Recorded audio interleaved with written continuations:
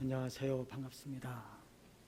제가 목사님들만 가리키다가요, 교회 앞에 서니까 많이 떨립니다. 목사님들은 안 떨리거든요. 이상하게 교인들한테는 떨리는 것 같아요. 가장 두려운 게 교인들이죠.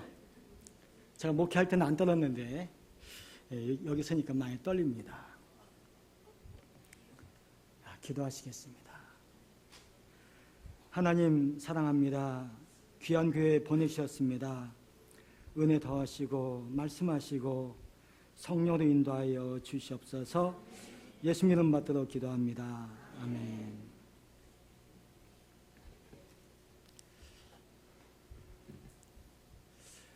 삶을 어떻게 정의하는가? 그게 저의 삶에서 지금까지 질문이었습니다. 그것은 지금도 마찬가지예요.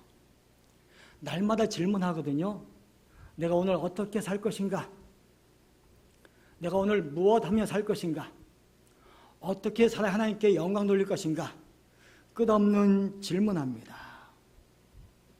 어떤 분은요, 인생은 고뇌다라고 이야기하더라고요. 어떤 분은 하나님에서 인생은 축복이다라고 정의를 내립니다. 저는 그렇게 정의하고 싶습니다. 삶은 해석이다. 제가 왜 이렇게 정의하냐면요, 삶의 정의 잘못 내려서 고생을 참 많이 했거든요. 그런데 정의를 제대로 내렸더니 그 고생을 좀 지나서 하나님께 작게 쓰임받고 있습니다. 한 사건을 만납니다. 사람 만납니다. 그때마다 해석을 잘해야 됩니다. 그 해석 따라서 삶의 결과가 엄청나게 달라지거든요. 삶도 해석인데요, 신앙도 해석입니다. 고난 문제, 나만 당하는 억울한 문제들, 또 나에게 한없이 주어진 축복의 문제들, 이 모든 것들 다 해석 통해서 결과가 달라지거든요. 이 해석은 사람마다 다르고요, 사건마다 다릅니다. 또 시대마다 다른 것입니다. 제가 크리스천 투데이라는 신문에 글을 씁니다. 매주마다 서평을 쓰고요, 또한 제가 글을 씁니다. 최근에 제가 그런 서평 썼습니다.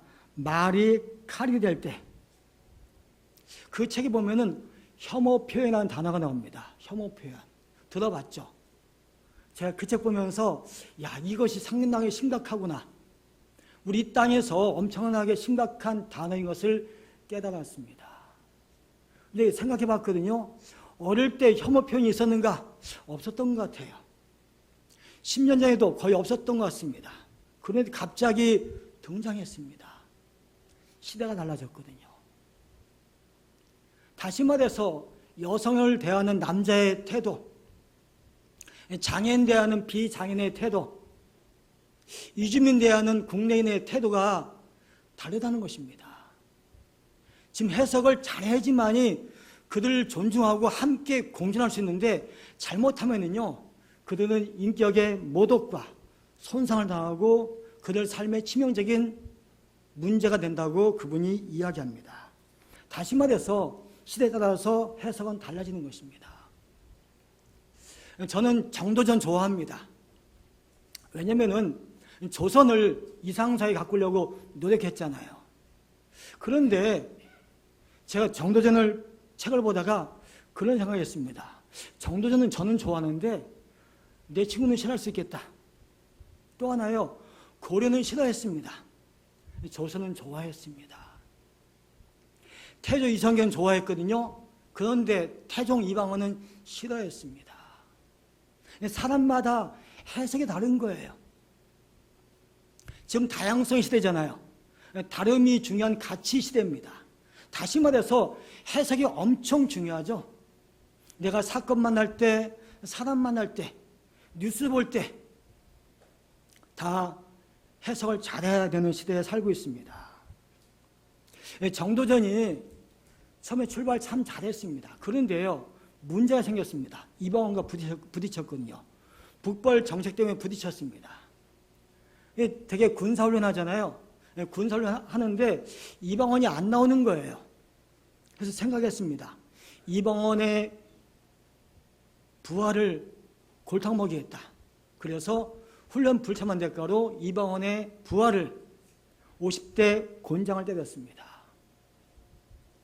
잠깐 그 해석을 잘했다 했을 것입니다. 그런데 그것이 큰 빌미가 되어지죠.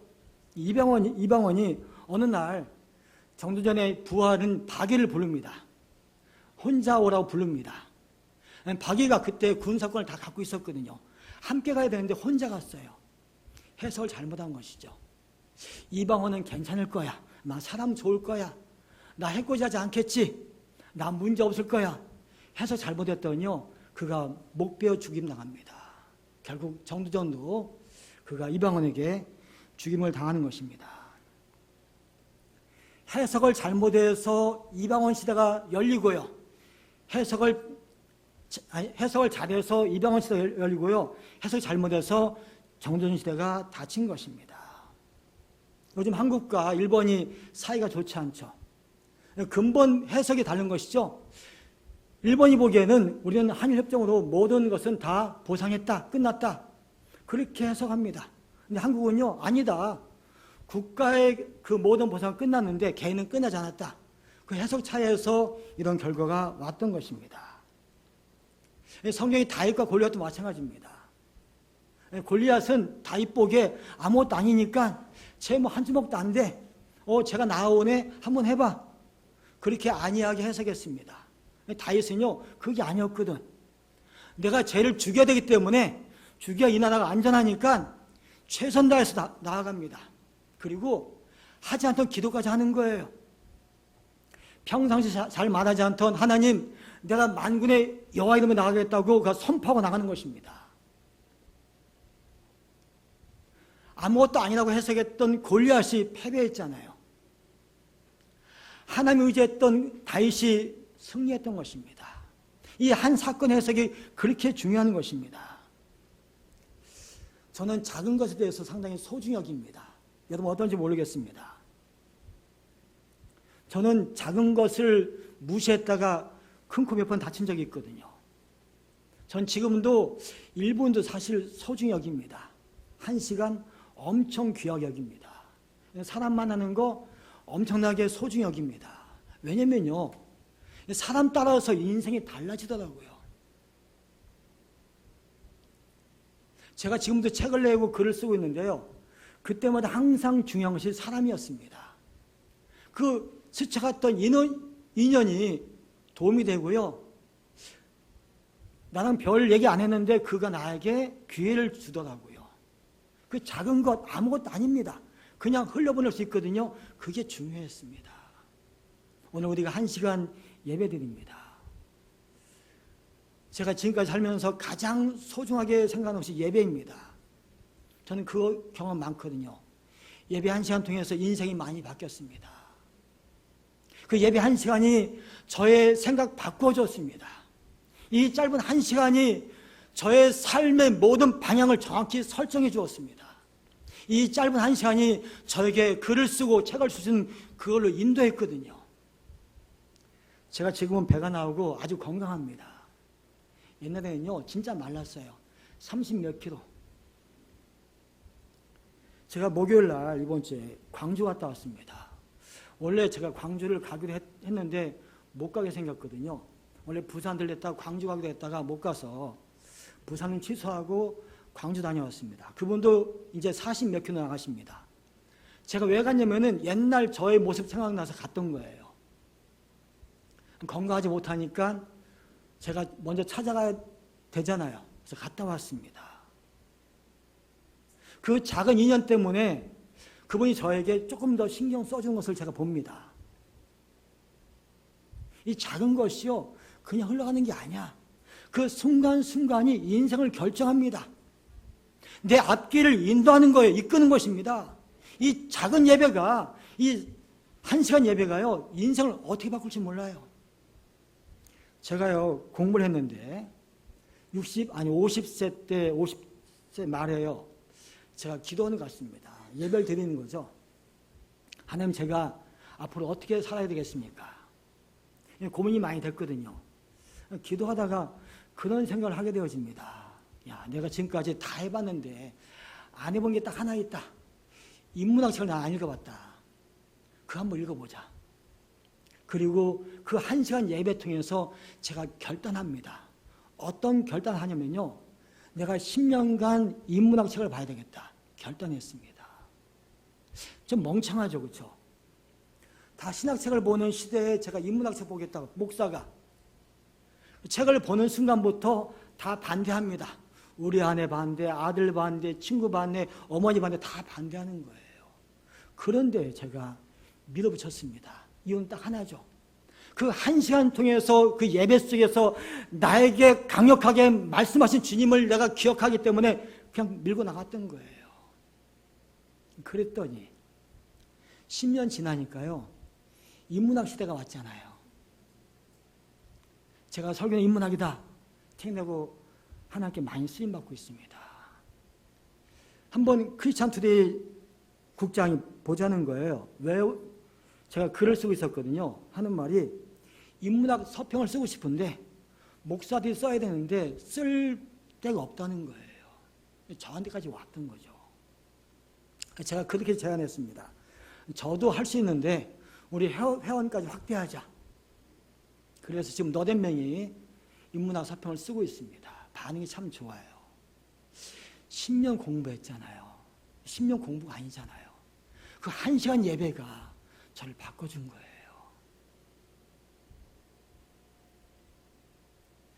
아무것도 아닌 게 아닙니다. 이 작은 것 소중합니다.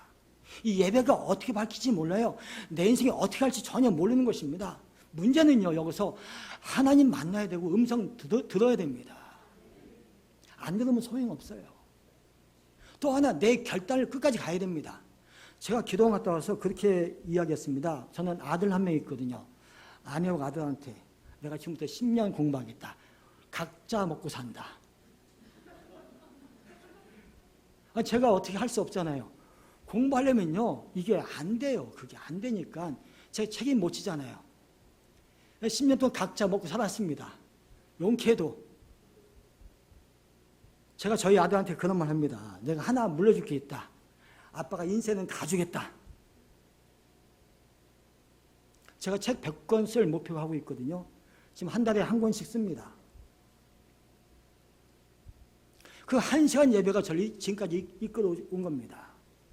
그 작은 것이 저를 이끌어온 것이고요. 공부할 때 10분 엄청 아꼈습니다.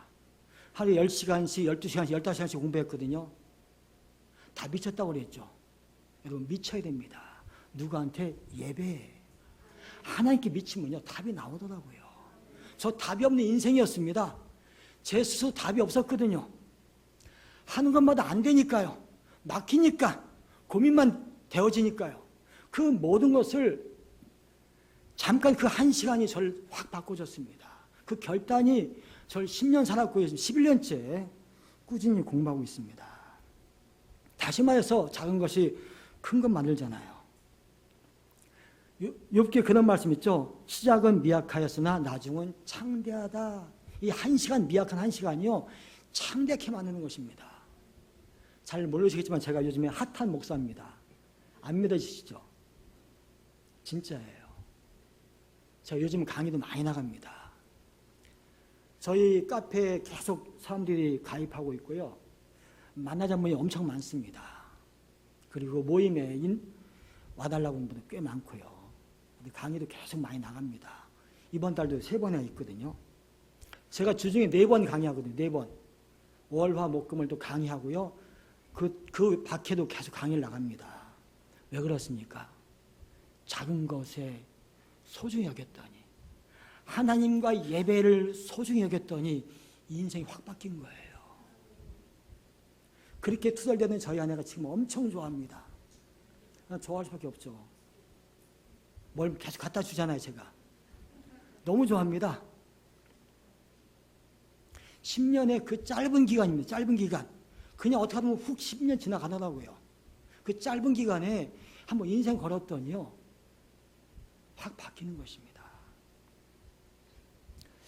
해석 잘못해서 그 낭패를 본 분이 있죠. 작년에 낙마했던 김의겸 전 청와대 대변인. 그가 자기 후배한테 한 10억을 빌렸습니다. 근데 뭐 별거 아니잖아요. 그렇죠? 그 위치에서 10억 별거 아니거든요. 저는요, 한번 은행 갔더니 10원도 안 빌려준대. 너무 부러웠습니다. 그게 그분은 별거 아닌데 저에게는요, 저 나쁜 사람 그랬습니다. 왜? 나는 10원도 안 빌려주는데 10억을 어떻게 빌려? 권력이 있으니까요. 해석을 잘못한 것입니다. 괜찮겠지. 아무것도 아니겠지. 이 정도는 관계없겠지. 근데 국민은 그게 아니었습니다. 낙마했잖아요. 친구가 최근에 자기 자랑하는 거예요. 제가 자기가 15억을 빌렸답니다. 15억을. 교회 건물을 짓기 위해서 15억을 빌렸다는 거예요. 엄청 부러웠습니다. 어떻게 15억을 빌려줘? 야, 쟤 대단하다. 문제는요, 우리가 그 숫자가 중요하지 않습니다. X가 중요하지 않아요. 우리가 어떻게 해석하느냐.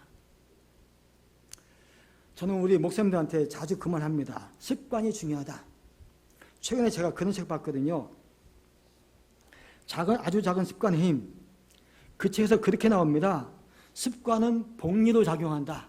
참 멋있었어요. 제가 은행을 잘 몰라서 복리가 뭔지 잘 모릅니다.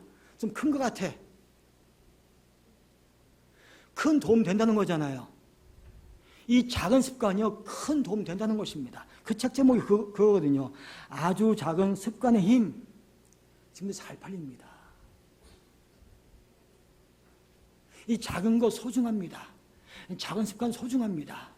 내가 매주 교회 나온 습관 이거 엄청 소중합니다. 내가 매일마다 기도는 엄청 소중합니다. 이 습관 인생 바꿔주거든요. 히브리서 글자 중에서 가장 작은 글자가 있습니다. 요도라는 글자, 요도. 점 찍는 거 그런 글자거든요. 그게요, 가장 작은데 가장 위대한 단어에 사용되어집니다. 예수님, 이스라엘, 예루살렘, 야곱, 여호수아 등 진짜 가장 중요한 글자에만 사용되어진다는 것은 무엇을 말합니까? 작은 것의 힘이죠. 우리가 1시간 예배 무시하면 안 됩니다. 제가 종종 그런 말 자주 합니다. 삶을 쉽게 살지 말고 어렵게 살아라. 해석의 문제거든요. 저는 항상 삶을 어렵게 살려고 노력합니다. 전엔 쉽게 살려고 했습니다. 어제도 제가 카페에서 공부하는데 제가 매일마다 카페 가다시피 하거든요. 10시까지는 앉아 있습니다. 어제 2시쯤에 가서 10시까지 앉았는데 죽겠더라고요. 근데 못 나오는 거예요. 왜냐면요, 이 작은 거 저 하나 못 이기고 어떻게 세상 이깁니까? 못 이기잖아요. 이 작은 나도 못 이기는데 어떻게 세상 이기는가? 못 이기니까요. 그냥 앉아 있었어요. 10시 20분 돼서 나왔거든요. 10시 20분 돼서 나올 때 손 탁 들고요. 할렐루야 하나님 찬양한다고 제가 고백했습니다. 날 이겼으니까. 삶을요, 쉽게 살면 안 됩니다. 어렵게 살아야 됩니다. 특히 기독교인들은 어렵게 살아야 됩니다. 어려운 거 해야 됩니다. 쉬운 거 하지 마시고요. 제 친구들이 저한테 종종 그 말 합니다. 글 좀 바꿔달라고, 글 좀 바꿔달라고. 내가 책을 썼는데 글 바꿔달라고. 그거 어렵거든요. 제가 묻는 거예요. 왜 책만 읽어서 바보가 되는가? 책은요, 읽으면 바보입니다. 꼭 써야 됩니다. 전 썼거든요. 책만 읽는 바보 되니까요, 더 이상 글을 못 쓰고 책을 못 쓰는 거예요. 써도 안 팔리니까 바꿔야 되는 것입니다. 공부도 어렵게 해야 됩니다. 그렇게 멍청하게 공부해? 그렇게 공부해야 되는 것입니다. 그래야 답이 나오세요. 그냥 누우면서 웃으면서 공부해 보세요. 안 돼요. 제가 목사님들한테 항상 그런 말 합니다. 여러분이 웃으면서 설교 준비하면은 교인들이 운다. 여러분들이 울면서 설교 준비해 교인들이 웃는다. 어떻게 할래? 나 하나 힘들어서 우는 것이 낫다. 혼자 울고 100명이 웃게 해라. 1000명 웃게 해라. 맞거든요. 저 그렇게 살고 있습니다. 오늘 베드로가 고난 해석을 참 멋있게 하죠. 그것이 12절부터 16절까지입니다. 같이 읽겠습니다. 시작. 사랑하는 자들아, 너희를 연단하려고 오는 불시험을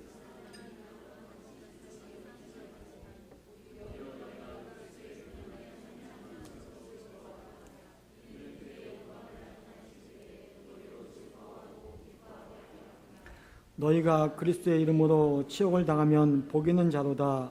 영광의 영 곧 하나님의 영이 너희에게 계심이라. 너희 중에 누구든지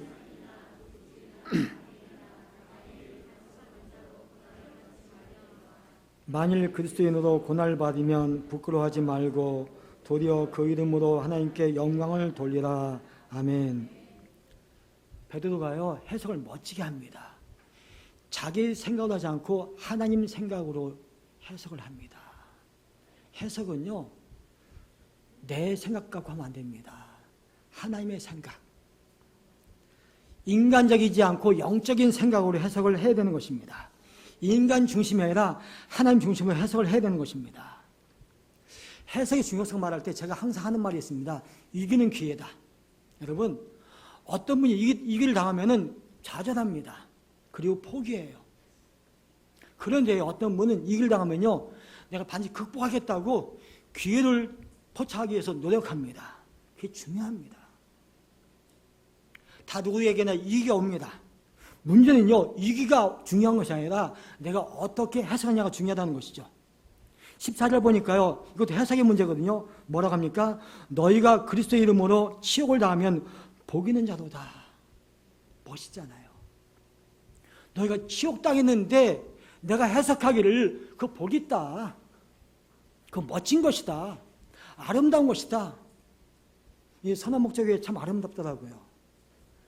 일부 때는 저 뒤에만 앉아 계셨거든요. 제가 뒤 보고 설교했습니다. 이제 2부 때는 다 앞에 계시니까 참 좋아 행복합니다. 제가 슬프게 해석할 수 있잖아요. 저는 행복하게 해석했거든요. 해석이 문제인 거예요. 행복하게 해석하면 내가 행복한데 슬프게 해석하면 내가 슬퍼지는 것입니다. 그 작은 해석이 바꾸는 것입니다. 베드로가 뭐라 합니까? 너희가 고난당하는 것 그거 중요하지 않다. 네가 예수님 때문에 복받는 거 그게 중요하다. 그렇게 해석해라. 다시 말해서 고난 문제는요 관점의 문제죠. 관점의 문제. 내가 어떻게 해석하느냐 문제인 것입니다. 서울대 최인철 교수가 그 유명한 책이 있습니다. 프레임. 거기에 그런 말이 있죠. 접근 프레임과 회피 프레임이 있습니다. 성취하는 사람들은 접근 프레임 사용한다는 것입니다. 그런데 안주하는 사람들은 회피 프레임을 사용한다는 것입니다. 접근 프레임을 사용하는 것은 내가 보상을 기대하기 때문에, 회피 프레임은 내가 실패를 주목하기 때문에. 관점의 문제인 거예요. 해석의 문제죠. 고난과 아픔 별로 중요하지 않습니다. 내가 지금 사는 삶에서 어려움 별로 중요하지 않습니다.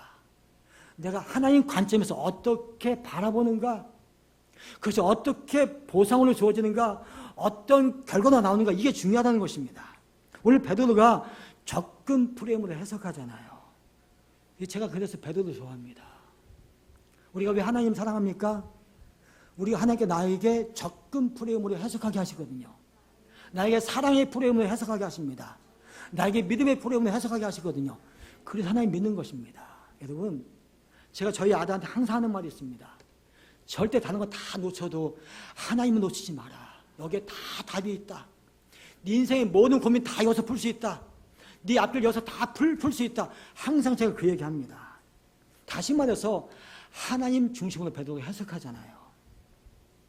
왜 그렇습니까? 19절 보니까 이런 말씀 있죠. 그러므로 하나님의 뜻대로 고난을 받는 자들은 또한 선을 행하는 가운데서 그 영혼을 미쁘신 하나님께 의탁할지어다.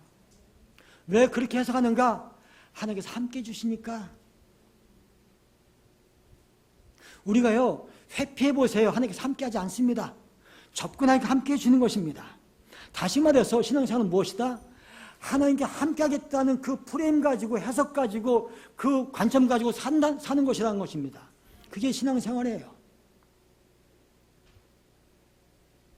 하나님 없다고 내가 기뻐할 것이 아니라 하나님께 나의 간섭하니까 행복해하는, 기뻐하는 것이 신앙생활이라고 말씀하고 있는 것입니다. 왜 그렇습니까? 욥의 신앙생활 보면 항상 하나님과 함께 해석했죠. 그래서 감동과 울림이 있잖아요. 오늘 베드로가 그렇게 해석합니다.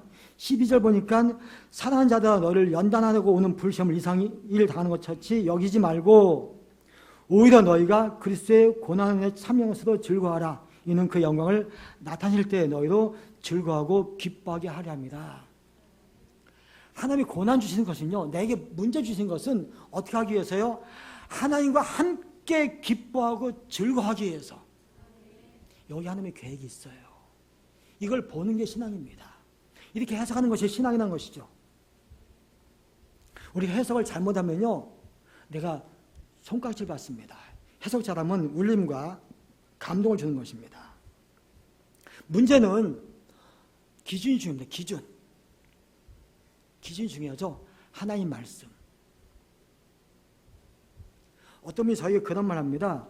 목사님, 인문학책을 많이 보니까 신앙이 많이 퇴보하겠네요. 천만의 말씀이요. 신앙이 점점 더 좋아집니다. 왜 그런지 아세요? 하나님 더 많이 알게 책에서 도움을 주거든요. 다시 말해서 제가 책을 보는 것이 하나님 때 보는 것이 저 때 보는 게 아니거든요. 그러니까 점점 신앙이 좋아지는 거예요. 내가 해석만 잘하면요, 절대 우리 인생에 잘못된 것은 오지 않습니다. 내가 하나님의 해석만 하면요, 하나님께서 나에게 항상 함께 하시면서 길을 인도하시잖아요. 빛을 비춰주시거든요. 그래서 문제는 해석이 중요하다는 것입니다. 요셉이 해석을 멋지게 하잖아요. 형들에서 팔려서 왔습니다. 고생 많이 했잖아요. 형들이 무서워서 이제는 요셉에게 한마디 하려고 할 때 요셉이 이렇게 해석합니다. 당신이 나를 이곳에 팔았다고 해서 근심하지 마소서, 한탄하지 마소서. 하나님이 생명을 구원하시려고 나를 당신들보다 먼저 보내셨나이다. 이게 기독교의 해석입니다. 이게 믿음의 사람들이 하는 해석인 거예요. 세상 사람들이 어떻게 해석할지 몰라도 우리는 그렇게 해석하면 안 됩니다. 항상 하나님께서 나에게 뭔가 계획이 있다, 하나님의 섭리가 있다, 주의 뜻이 그 가운데 담겨있다고 해석을 해야 됩니다. 그 해석이 우리 가운데 인생의 삶에서 축복된 삶, 주의 은혜를 경험하는 삶, 믿음의 삶을 살 수가 있는 것입니다. 그래서 고난받을 때 항상 저는 감사로 해석합니다. 감사. 나에게 더 좋은 감사거리 주려고 나에게 그 고난 주시는구나. 나에게 왜 아픔을 주시지? 나에게 감사하라고 아픔 주시는구나. 저 그렇게 해석합니다. 다시 말해서 항상 주시는 말씀이고 하나님이어야 되는 것입니다. 만약에 기준이 없어 보세요. 2단 되고 3단 되는 것입니다. 난장판 되어지죠. 왜 정치가 난장판 됩니까? 기준이 국가가 아니거든요. 자기고 자기 당이거든요. 난장판 되는 거예요. 우리도 마찬가지입니다. 기준이 말씀이 아니면요, 난장판 되어지는 것입니다. 답이 없어요. 점점 배배 꼬일 것입니다. 오늘 주께서 우리 가운데 말씀하십니다. 신앙생활은 해석이다. 내 해석이 아니라 하나님의 해석이다.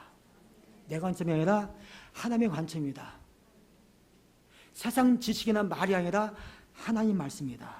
그렇게 해석하기를 축복합니다. 기도하시겠습니다. 하나님 아버지, 영광 받아 주시옵소서. 예수 믿음 받들어 기도합니다. 아멘.